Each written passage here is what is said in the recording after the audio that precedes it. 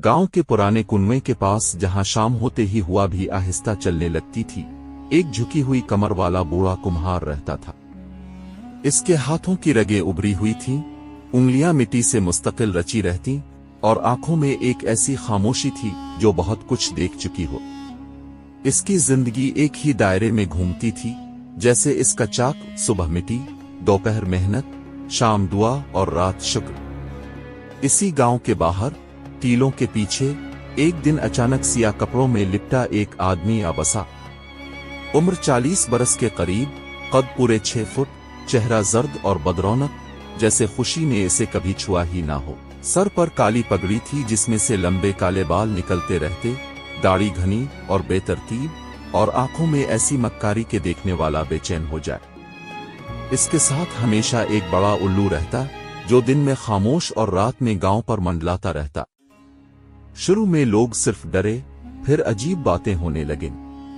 किसी के मवेशी रातों रात बीमार हो गए, किसी के घर के बर्तन खुद ब खुद टूट गए, और कभी कुनवे के पानी से स्याही सी बो आने लगी। सब जान गए कि ये आम आदमी नहीं, जादूगर है। एक शाम वो जादूगर खुद कुम्हार के पास आया। सूरज डूब रहा था, आसमान पर खून जैसी सुर्खी फैली थी। कुम्हार चाक पर एक प्याला बना रहा था कि अचानक उल्लू की पर फड़फड़ाने की आवाज आई। अभी तक मिट्टी में ही उलझे हो बूढ़े। जादूगर की आवाज में तंज था। कुम्हार ने आहिस्ता से जवाब दिया, मिट्टी से ही इंसान बना है और उसी में लूट जाना है। ये सुनकर जादूगर के चेहरे पर एक सख्त मुस्कुराहट आई। उसने हाथ उठाया, प्याला जमीन पर रखा और लम्हों में वो चमकने लगा जैसे खालिस सोना हो। ये मेरी ताकत है, जादूगर बोला, और तुम्हारी कमजोरी। अगर मेरे साथ आ जाओ तो ये गुर्बत, ये झुकी हुई कमर, सब खत्म हो जाएगा। कुम्हार का दिल एक लम्हे को लर्जा। बुढ़ापा, तन्हाई, खाली घर सब आंखों के सामने आ गया।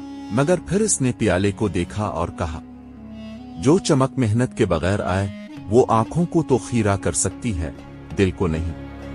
ये सुनकर जादूगर का चेहरा बदल गया। इसकी आंखों में गुस्सा उभर आया। तो फिर सुन लो, 3 रातों तक मैं तुम्हें आजमाऊंगा। अगर तुम टूट गए तो तुम मेरे हो, और अगर ना टूटे तो मैं मान लूंगा कि तुम मुझसे ज्यादा ताकतवर हो। पहली रात आंधी आई। कुम्हार की कुटिया हिलने लगी, दीवारों पर साए नाचने लगे, उल्लू की आवाजें रूह तक उतर गईं।